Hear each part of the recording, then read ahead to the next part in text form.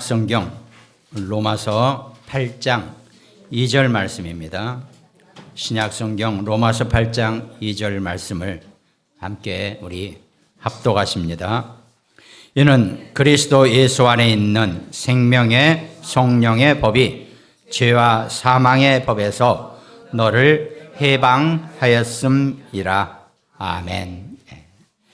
여러분과 제가 완전히 해방된 존재들입니다. 그런데 창세기 3장의 이 원죄의 굴레를 사단은 어떻게 하든 우리가 끝까지 우리의 짐으로 씌우려고 온갖 술수를 다 쓰고 있다 보니까 우리가 해방되었다는 의미를 잘 깨닫지 못하게 하고 실감나게 하지 못하고 그걸 마음껏 누릴 수 없게 하는 것이 사단의 전략이라는 것입니다. 성부, 성자, 성령, 삼위일체 하나님은 각 위가 다르시지만 하나이시죠. 영원 전부터 영원 후까지 계신다 그랬습니다. 그러면서 각자의 그 하시는 역할이 있었죠. 성부 하나님은 우리 인간을 지으시고 구원에 이르게 하는 계획을 하신 분이었죠. 성자 예수님은 친히 사람의 몸을 입고 이 땅에 오셔서 우리 인간의 죄 문제를 해결하기 위한 십자가의 죽으심으로 우리의 죄 문제를 완전히 해방하는데 그 역할을 하신 겁니다. 그리고 나서는 이제 내가 가고 너희에게 보혜사 성령이 너희와 함께 할 것이라고 약속하셨단 말이죠. 그래서 예수님은 승천하시고 난 다음에 내가 다시 올 때까지 너희는 성령의 시대 속에 있게 될 것이라고 이렇게 말씀하신 겁니다. 그러니까 지금은 굳이 표현을 조금 더 세부적으로 하다 보면 성령의 시대입니다. 여러분과 저는 성령의 은혜 속에서 성령의 능력 안에서 살아야 되는 것이 지금 우리가 살아가고 있는 이 말세의 시대의 내용이라는 거죠.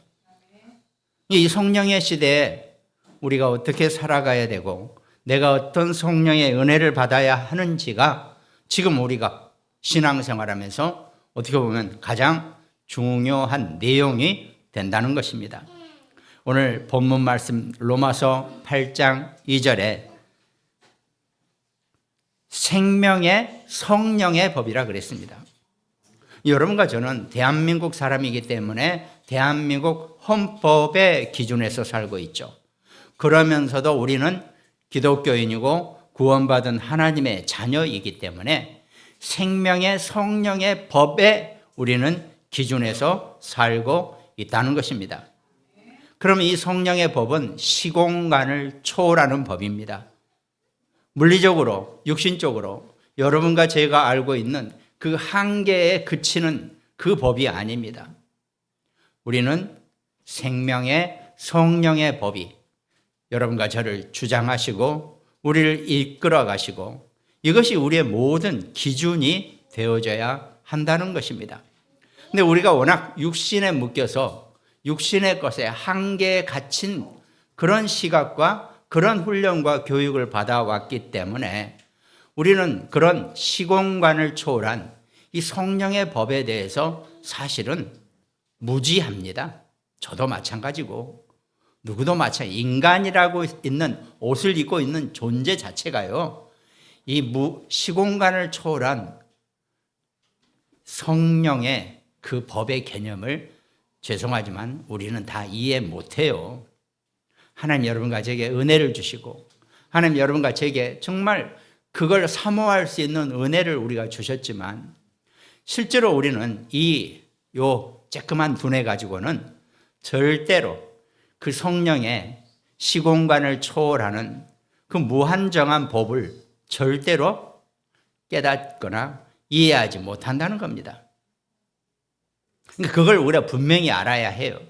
그래서 우리는 사실은 이 말씀에, 이 성경 말씀은 이 무한정한 하나님의 시공간을 초월한 말씀이시거든요. 이 말씀으로 우리가 계속 훈련을 받아야 될 이유가 거기 있다는 겁니다.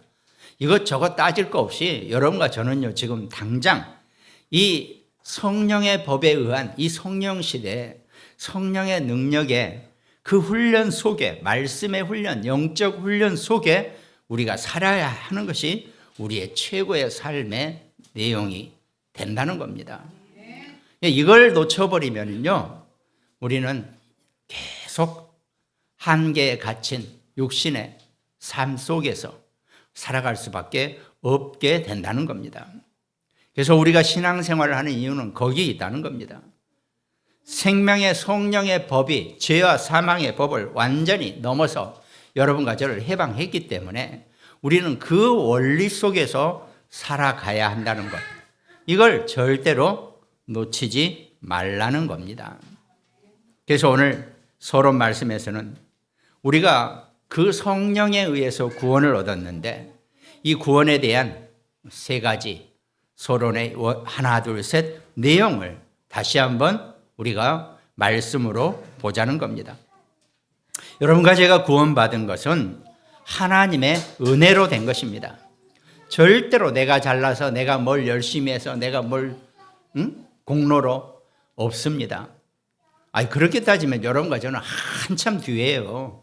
그 순서로 따지면 훨씬 우리보다 더 많은 사람들이 공로, 열심, 헌신 다 한 사람들입니다. 근데 우리는 그것으로 구원의 순서를 따지면 우리는 끝도 안 보일 겁니다. 앞이 안 보일 겁니다. 뒤에 서서. 조건이 없다 그랬습니다. 그런데 믿음이 조건이라 그랬어요. 그러니까 생기고 있고 뭐 어쩌고저쩌고 그런 조건이 아무런 필요가 없다는 겁니다. 오직 믿음의 조건으로 여러분과 제가 구원 얻으신 줄 믿으시기 바랍니다. 그럼 내 믿음이 얼마나 위대하냐? 아니요. 그 믿음도 성령님께서 은혜로 주신 거라는 겁니다. 우리는 성령의 은혜로 살아가는 사람들이지, 내가 물론 사람은 열심히 자기 할 일 하고 자기 최선을 다하고 다 해야죠. 그거는 기본입니다. 많은 사람들이 그 기본도 못하는 사람이 너무 많지만 사실 그건 기본이거든요. 내가 열심히 하고 내가 있는 힘을 다해서 최선을 하고 하는 것은 기본이에요. 그건 내가 하나도 내세울 게 없다는 겁니다.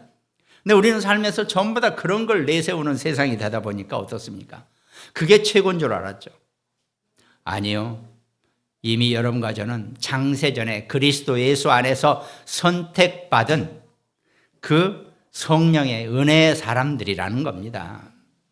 내가 아무리 열악하고 내가 아무리 부족하고 내가 아무리 뭐가 없어 보인다 할지라도 하나님의 눈에는 그러하지 아니하신다는 겁니다. 하나님의 눈에는 오직 여러분과 저 우리만 그분 눈에 보여지고 있다는 겁니다. 그게 성령의 은혜라 그랬습니다. 그 성령의 은혜를 우리가 생각하면 그 외 다른 것으로는 하나도 응답받을 것이 없다는 겁니다. 내가 일이 좀 잘 되고 사업이 잘 되고 어떻게 뭐가 잘 돼서 내가 뭐가 어떻게 돼서 절대로 그거는 나를 내세울 만한 것이 아니라는 것을 분명히 깨닫고 알아야 한다는 겁니다. 여러분과 저는 아무 조건이 없는, 자격도 없는 사람이지만 하나님이 단지 창세전에 우리를 선택하셨다는 그 이유 하나만으로 여러분과 저는 구원받은 하나님의 백성이 된 줄 믿으시기 바랍니다. 그럼 하나님 자녀가 되고 하나님 백성이 됐기 때문에 그때부터 우리는 이 한계에 갇힌 육신을 뛰어넘는 정말 영적인 훈련과 영적인 말씀이 필요하다는 거죠. 그렇다고 내가 하는 일 다 버리고 하는 일 다 쉬고 무슨 영적인 훈련을 따로 받으라, 이 얘기도 아닙니다. 우리가 온전하게 신앙생활을 할 수 있도록 하나님이 우리에게 세상 법을 통해서 이제 뭐 주 5일 근무가 거의 확실히 됐잖아요. 그렇잖아요. 우리에게 금토일 시대에 말씀을 주시고 우리가 적어도 주일만이라도 이 하나님의 말씀을 듣고 말씀 속에 따라오는 것, 하나님이 우리에게 주신 그 말씀의 은혜에 내가 충만해지는 것, 그게 나를 살리고 내 영혼을 살리고 내 마음과 육신을 살리는 최고의 방법이라는 것입니다. 그게 우리가 구원받고 난 다음에 확실히 알아야 될 내용 중에 하나라는 겁니다. 그러면 서론의 두 번째로는 우리가 어떤 신앙생활을 해야 하는가입니다. 교회 열심히 다니고 신앙생활 잘하면 된다. 사실 제가 할 얘기는 아니지만 교회 열심히 다니셔야 해요. 근데 그것만 가지고도 우리가 신앙생활이 완성됐다 하기에는 부족한 게 있다는 겁니다. 그러니까 각 교단마다 강조하는 게 있어요. 침례를 해야 된다. 선교를 해야 된다. 뭘 막 체험해야 된다. 뭐 막 방언을 해야 된다. 그런 걸 하나 따로 강조하는 이유가 신앙생활을 열심히 하게 하기 위한 이유 중에 하나입니다. 방편 중에 하나예요. 이게 각 교단마다 다 달라요. 이렇게 강조하는 게. 그럼 우리는 뭘 강조합니까? 우리는 전도와 선교를 강조하는 그런 교단이 되다 보니까 전도와 선교는 현장이 필요하단 말이죠. 근데 그 모든 현장은 전부 다 영적인 흑암이 가득한 세상이다 보니까 우리가 영적으로 깨어 있어야지만이 현장을 볼 수 있고 현장에 많은 사람들을 만날 수 있다는 것입니다. 그래서 우리에게 영적 훈련이 필요하고 영적인 힘이 필요하다는 겁니다. 그런데 한 가지 문제가 있어요. 교계에서 아주 훌륭하시고 유명한 정말 그런 목사님이 한참 목회를 하시다가 병을 얻었어요. 그래서 도저히 치유가 안 됩니다. 그래서 그분이 하시는 말씀이 이제 어쩔 수 없이 목회를 은퇴하고 한국에서는 해결이 안 되니까 미국으로 가게 됐어요. 치료를 받으러. 미국으로 치료를 받으러 가시면서 하는 얘기가 있었습니다. 강도도 변해서 목회를 할 수 있고 살인범도 변해서 목회를 할 수 있지만 병든 자는 목회를 할 수 없다. 이렇게 얘기하고 가셨다 그러더라고요. 남은 이제 후배들이 다 그 말 듣고 건강에 대한 이것이 우리에게 어떤 의미를 가져오는지 육신의 것을 어떻게 우리가 운영하고 살아야 하는지를 다 배웠다 그랬죠. 그런데 그것만 가지고도 해결되는 것이 아니라는 겁니다. 우리는 우리의 육신의 건강 정말 중요하죠. 하나님의 일을 끝까지 하기 위해서는 건강이 필요합니다. 그러나 우리가 가장 먼저 해야 될 것은 우리가 근원적인 치유가 필요하다는 겁니다. 우리가 온전하게 근본적인 치료가 되지 못하면 어떤 육신도 따라가지 못하게 된다는 겁니다. 그래서 우리가 근원적인 치료가 필요하기 때문에 오직 예수 그리스도의 그 언약으로 우리가 근본적인 우리 자신이 먼저 영적인 치유가 되어져야 한다라고 표현하는 겁니다. 그러면 나머지는 하나님이 우리의 모든 육신이 됐든 우리의 어떤 눈에 보이는 것이 됐든 다 하나님께서 일구어 가시고 정리하시고 인도하시게 되어 있다는 겁니다. 여러분과 제가 구원받고 나서 우리는 그리스도화가 되어지는 게 필요하다는 겁니다. 그리스도화가 되어진다는 것 자체가 우리에게 어떤 의미가 있습니까? 그리스도는 인간의 모든 문제를 해결하시기 위해서 이 땅에 오신 예수님이십니다. 그 예수님이 공생애 때 우리에게 주신 모든 말씀을 따라가는 것, 그것이 그리스도화가 되어가는 겁니다. 그럼 예수님께서 이 땅에 오셔서 가장 내세우는 것이 하나님의 뜻이었습니다. 마지막 겟세마네 동산에서 기도하실 때도 하실 수만 있으면 이 십자가형의 잔을 내게 지나가게 해달라고 기도했죠. 그러나 나의 원대로 말고 하나님의 뜻대로 하시옵소서 그랬습니다.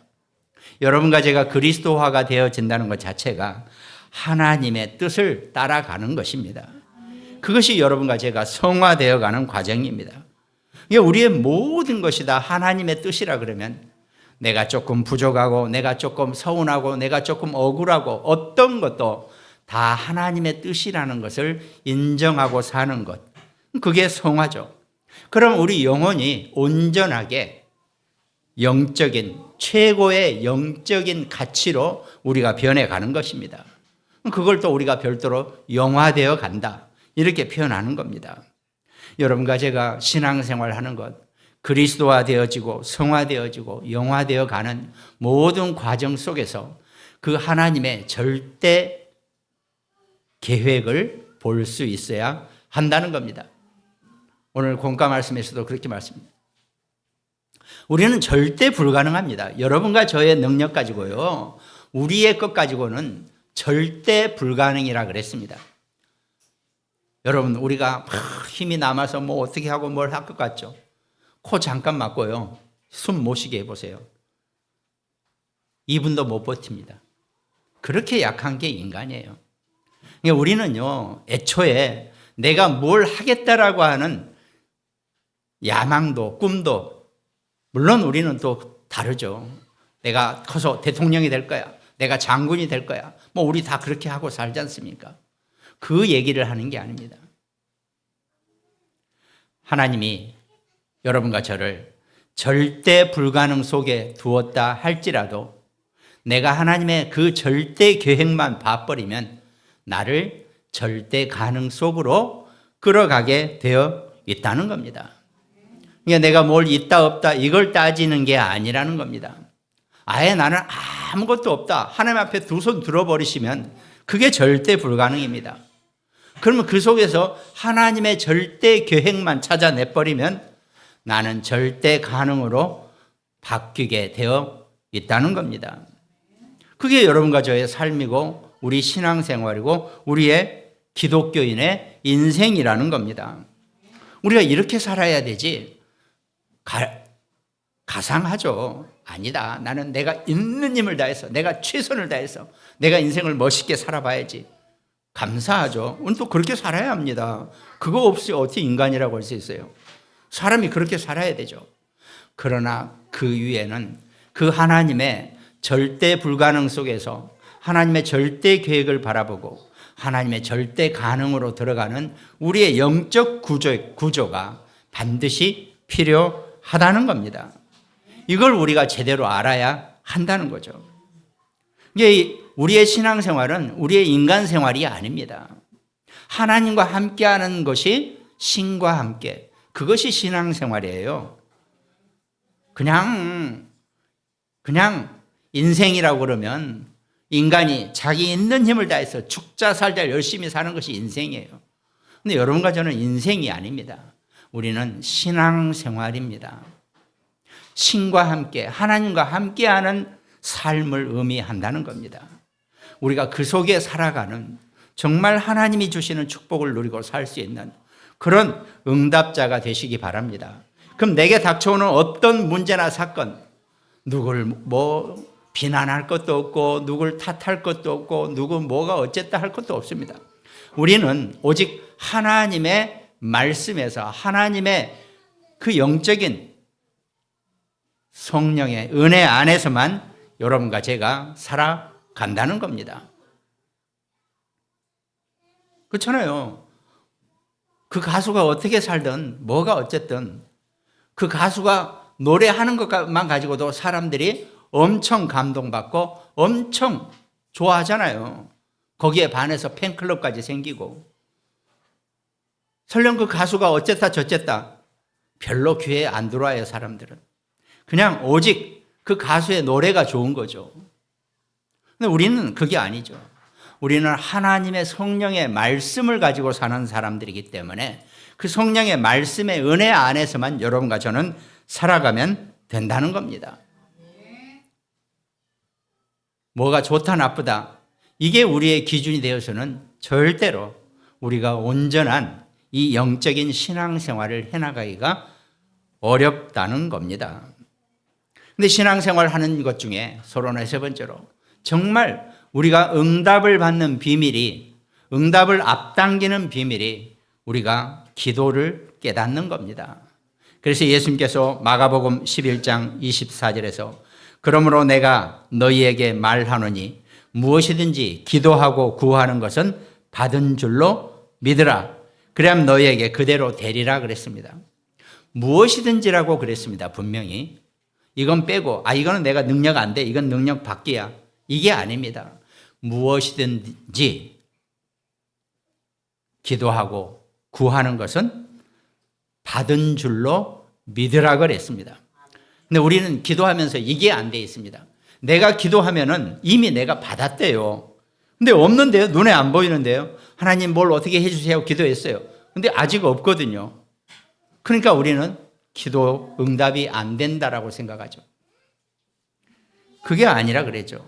요셉이 해와 달과 11별이 자기한테 절을 하는 꿈을 꾸는 순간 요셉은 기도 응답을 받은 것입니다.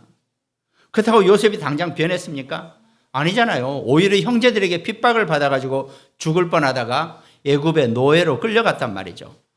그러면 요셉 생각에 해와 달과 11별이 내게 절을 하더니 내가 지금 이게 뭔 꼴이냐. 완전히 빨가벗겨서 시커멓게 해가지고 저 애굽으로 지금 끌려가고 있는데 이게 웬 난리냐. 이렇게 생각할 수 있단 말이죠. 근데 그게 아닌 거죠.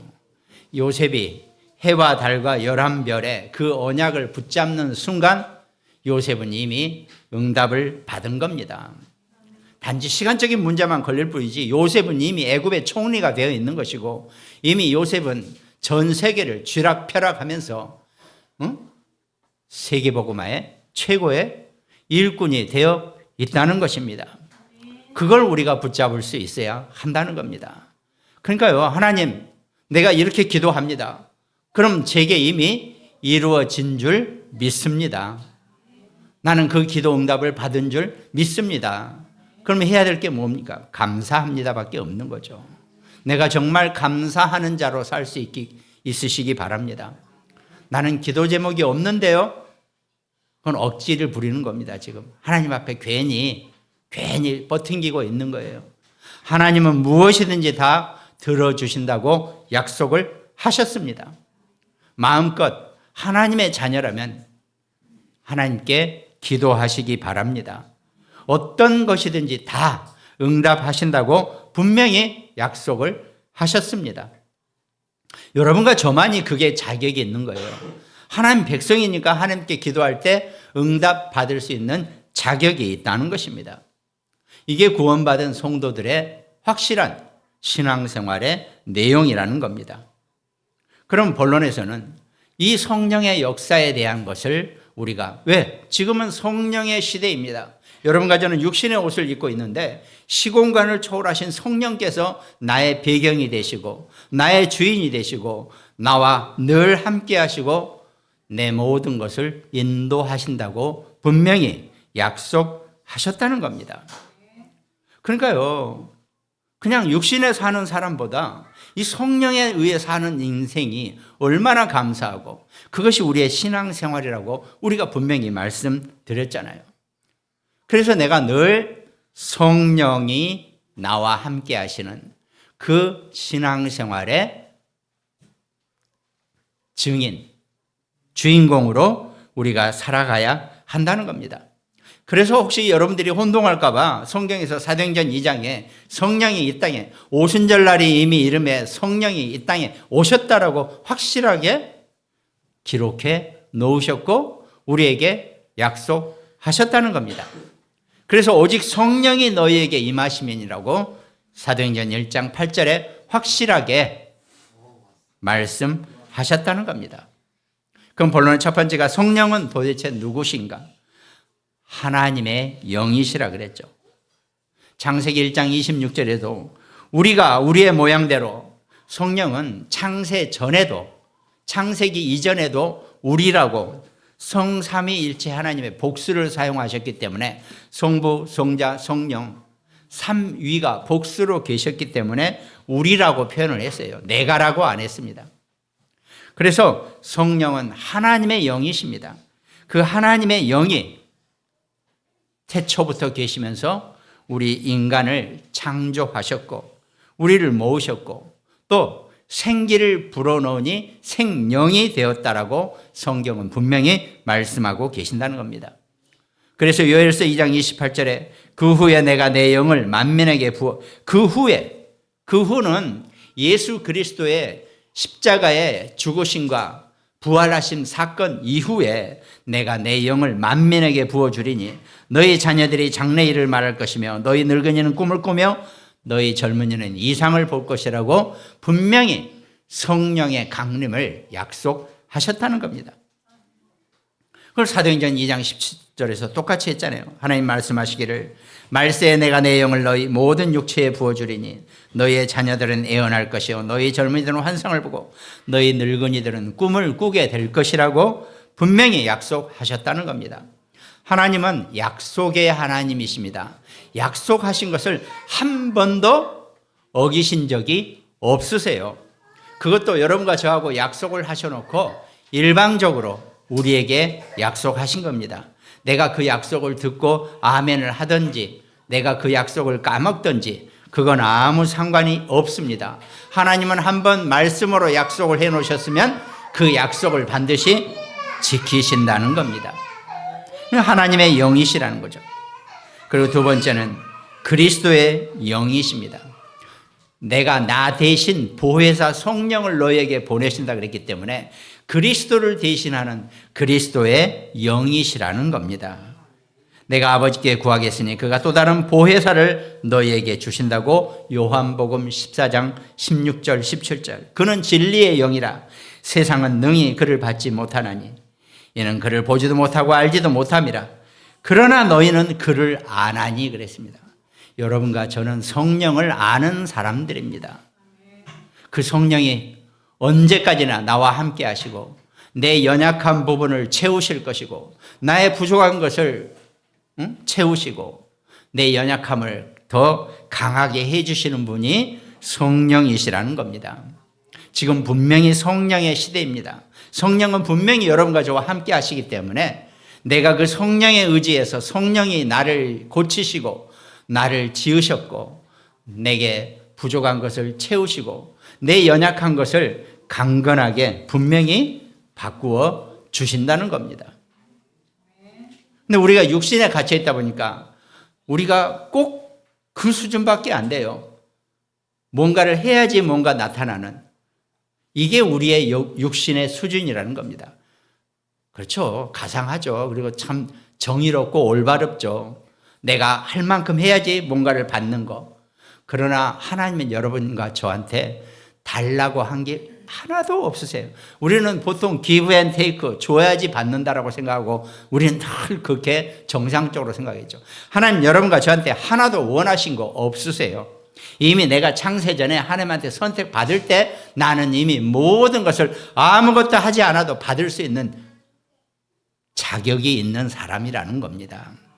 하나도 부끄러워하지 마시고 하나도 이렇게 좀 심약해 하지 마시고 다 내놓으라고 기도하시기 바랍니다. 하나님 여러분과 저한테 뭘 막 주시기 위해서 막 모든 것을 준비해 놓으신 분인데 우리가 원하지 않고 우리가 바라지 않았기 때문에 온전하게 주지 못하고 계신다는 겁니다. 그럼 말 안 해도 주시면 될 거 아닙니까? 아니요. 내가 달라고 필요해서 원했을 때는 내가 그 받은 것을 어떻게 쓸 줄을 정상적으로 쓸 수 있을 줄 하나님이 알고 계시기 때문에 주시는 거예요. 근데 내가 그래도 원하지 않으면 안 주신다고 그런 깍쟁이 같은 하나님 그러죠. 내가 원하지 않으면 하나님 내게 안 주세요. 왜? 줘도 내가 그걸 어떻게 쓸 줄을 모르기 때문에 이치가 거기 있습니다. 내가 원해야지만이 하나님 내게 주시는 이유는 내가 그것을 어떻게 쓸 줄 필요하고 이유가 있기 때문에 내게 주실 거란 말이에요. 근데 내가 원하지 않고 있으면 곧 기도하지 않고 있으면 주시지 않는다는 겁니다. 이 영적인 원리입니다. 하나님 내가 원하지도 않는데 나한테 뭘 많이 줘보세요. 그게 나를 죽이는 거예요. 그게 나를 힘들게 하는 겁니다. 그래서 반드시 원해야지만이 하나님 주시게 되어 있다는 겁니다. 원리가 그렇습니다. 그러니까 원하세요. 하나님께 기도하시기 바랍니다. 하나님, 나를 당장 온전하게 나를 인도하시고 나를 이끌어 가시고 내 모든 근본이 치유되게 하시고 그래야지 된다니까요. 그 알아서 주시면 안 됩니까? 저도 좀 그런 마음 같은데 아니요. 저도 살면서 누가 원하지도 않았는데 열심히 뭘 해준 적이 있어요. 그거 다 부질없는 것이고 그게 그 사람을 오히려 문제되게 하더라고요. 원리도 마찬가지입니다. 하나님도 마찬가지입니다. 내가 이유가 있어서 하나님께 기도했을 때는 내가 하나님 주신 것을 잘 쓸 수 있는 것을 쓸 수 있을 줄 하나님이 알고 계시기 때문에 응답하시고 주시게 되어 있다는 겁니다. 근데 내가 원하지도 않은데 하나님 내게 펑펑 주셨다? 그럴 일은 절대 없어요. 불신자는 가능할 수 있어요. 왜? 그냥 사단이 하는 일이니까. 그러나 신자는, 하나님의 백성은 내가 이유를 알고 하나님께 기도할 때 하나님 반드시 응답하시는 줄 믿습니다. 그리고 또 그것이 내게 안 맞는 거라면 아직 응답 안 하실 수도 있다는 것을 우리가 분명히 알고 있으라는 겁니다. 이게 무응답 속에 응답이 다 이미 있다는 겁니다. 무응답 속에 있는 응답을 찾아내라는 겁니다. 그걸 우리가 볼 수 있어야 해요. 그리고 성령은 권능과 능력의 영이시라 그랬죠. 스가랴서 4장 6절에 보면 그가 내게 대답하여 이르되 여호와께서 스룹바벨에게 하신 말씀이 이러하니라. 만군의 여호와께서 말씀하시되 이는 힘으로, 인간의 힘으로, 세상의 힘으로 되지 아니하며 세상의 능력으로도 되지 아니하고 오직 나의 영으로 되느니라 그랬습니다. 세상의 힘과 세상의 능력이 필요하십니까? 하나님의 영으로 충만하시기 바랍니다. 하나님의 영으로 충만하시면 세상의 힘과 세상의 능력을 능가해 버리십니다. 그걸 붙잡고 사시기 바랍니다. 무너지지 않는 하나님의 능력을 가지고 사는 그런 영적 축복자가 되시기를 바랍니다. 그래서 오직 성령이 너희에게 임하시면 너희가 권능을 받고 예루살렘과 온 유대야 사마리아 땅끝까지 이르러 내 증인이 되리라 하시니라 그랬습니다. 하나님의 힘이 필요하시면 성령의 능력을 원하시기 바랍니다. 본론의 두 번째는 어떻게 우리가 성령 충만을 받는가입니다. 우리는 하나님으로 충만하면 됩니다. 하나님의 자녀는요, 하나님의 것으로 충만하면 돼요. 다른 것 필요 없습니다, 정말로. 필요 없는데 하나님 내게 다 주셔요. 왜? 다 그것도 쓸 일이 있으니까. 근데 하나님의 것으로 충만하지 못하면 어떻게 됩니까? 흑암이 찾아 들어오고 흑암이 내 빈 공간을 계속 누리게 되어 있다는 겁니다. 그것이 육신을 살고 있는 여러분과 저의 난제 중에 난제입니다. 우리는 하나님의 것으로 성령으로 충만해 있어야지 조금이라도 비워놓으면 쓸데없는 흑암이 내 빈자리를 채우러 들어오게 되어 있다는 겁니다. 그거는 흑암의 권능입니다. 그러니까 믿는 자에게도요, 흑암이 역사하게 되어 있습니다. 왜? 내가 성령으로 충만해 놓지 못하면 내가 육신을 가지고 있기 때문에 육신의 그 비어있는 곳에서는 흑암이 차고 들어오게 되어 있다니까요. 아니, 그걸 좀 막아주시면 안 됩니까? 하실 수 있습니다. 근데 내가 영적으로 힘을 얻지 못하고 내가 영적으로 깨어있지 못하니까 흑암은 끊임없이 나를 공격하고 우는 사자같이 으르렁거리며 삼킬 자를 찾는다 그랬습니다. 그래서 우리가 악한 것들에게 당하지 않기 위해서는 내가 하나님으로, 그리스도로, 성령으로 충만해지시기 바랍니다. 그래서 우리가 세계복음화 하는 이유도 거기에 있습니다. 세계복음화할 능력과 힘과 성령의 힘을 내게 주라고 하는 거죠. 여러분과 제가 무슨 재주로 어떻게 세계를 복음화할 수 있는 어떤 뭐가 있겠습니까? 내 손으로는. 그러나 하나님은 내게 그 일을 이루실 수 있는 능력과 힘을 주시기 때문에 우리가 기도할 때는 네 입을 크게 벌리라 그랬잖아요. 세계복음화할 능력을 우리에게 허락해 달라고. 그러면서 여러분과 저는 하나님의 자녀이기 때문에 이 성령 충만의 자격이 있다는 겁니다. 우리는 다른 거 가지고는 안 돼요. 죄송하지만 불신자들한테는 절대로 성령의 충만함을 얻을 수가 없어요. 갈 수가 없습니다. 오히려 더 발악을 하면 할수록 악한 것들이 그 안에 충만해지게 되겠죠. 그러면 그 악한 것들은 때로는요, 멋지게 선을 위장해서 좋은 일을 하는 것처럼 보이고 사람들에게 좋은 얘기를 하고 어쩌고 할 수 있겠죠. 근데 그게 결국은 악한 것들이라는 것을 우리가 분명히 알아야 한다는 겁니다. 그래서 사도행전 1장 4절에도 사도와 함께 모이사 그들에게 분부하여 이르시되 예루살렘을 떠나지 말고 내게서 들은 바 아버지께서 약속하신 것을 기다리라 그랬습니다. 우리는 떠나지 말고 기다리라 그랬습니다. 우리가 떠나지 말고 기다리는 것에 너무 약해요. 우리는 조금 기다려다가 안 되면 털어버리죠. 조금만 이상하면 떠나버리죠. 그럴 이유가 하나도 없습니다. 그건 내 자신의 정체성을 무너뜨리는 거예요. 아이들에게도요, 뭘 시키다가요, 중간에 그만하면 반드시 마무리는 하고 훈련을 시켜야 돼요. 뭐 하다가 던져버리고 그만하면 그냥 놔둬버리면요, 평생에 제대로 마무리하는 게 없습니다. 작품은 마무리하는 겁니다. 그래서 글을 열심히 써놓고 낙관도 찍는 거죠. 그럼 끝났다는 겁니다. 낙관을 찍을 수 있어야 돼요. 그게 안 되면은 하다가 말고, 뭐 기다리다가 안 기다리고, 뭐 이런 수준이 된다는 겁니다. 제가 기다린다는 얘기를, 기다림에 대한 표현을 많이 했잖아요. 진짜 친한 사이라면은 12시에 만나기로 했어요. 12시가 지나도 그 친구가 안 와요. 그럼 기다리는 친구는 아니야, 이 친구는 뭔가 사정이 있어서 늦게 오는 거겠지. 난 기다릴 거야. 이게 기다림입니다. 12시 딱 볼 시간 이렇게 털고 빡 나가면 그건 기다림의 대상이 서로 아닌 거죠. 그럼 늦는 친구는 어떻습니까? 막 뛰어가도 늦어요. 아니야, 이 친구는 내가 2시에 가도 기다릴 수 있는 친구야. 옵니다. 2시에 가도 그 친구가 기다리고 있어요. 그게 기다림의 내용입니다. 보통 인간은 살면서 그 정도 살아야지 12시 됐다고 넘으니까 그냥 가버리고 하는 그런 인간관계 속에서 뭘 한다고 우리가 삽니까? 하나님도 마찬가지세요. 하나님도 여러분과 저를 끝까지 기다리시고 우리는 하나님을 끝까지 기다리면 된다는 겁니다. 성령 충만의 은혜 안에 사시기 바랍니다. 본론의 세 번째는 우리가 성령 충만 받을 때 우리가 우리 앞에 닥쳐 있는 모든 문제를 해결해 주신다는 겁니다.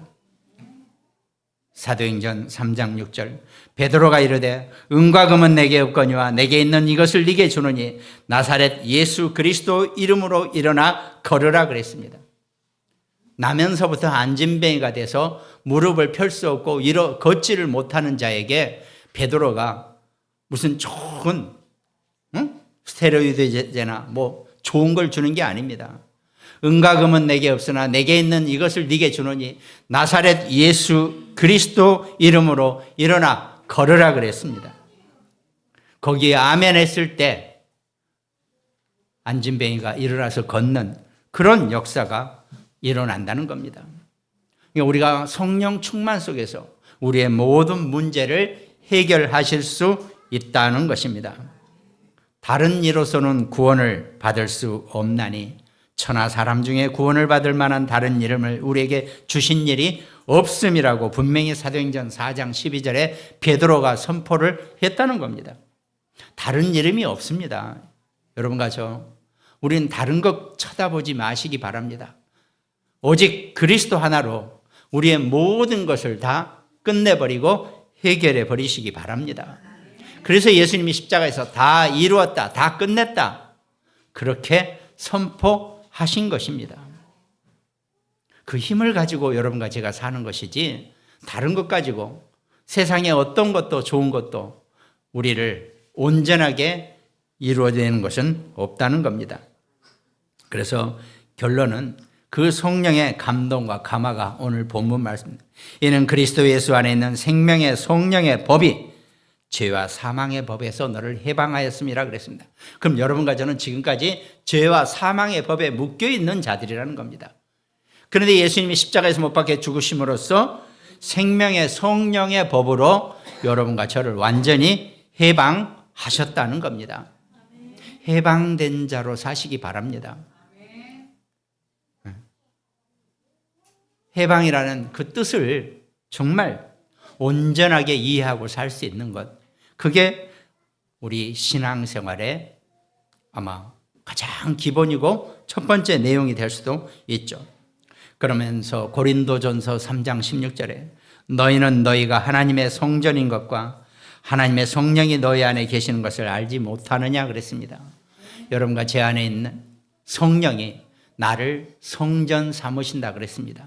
나는 그러니까 성령이 내 안에 계시는 성전이라는 것을 언제나 놓치지 마시기 바랍니다.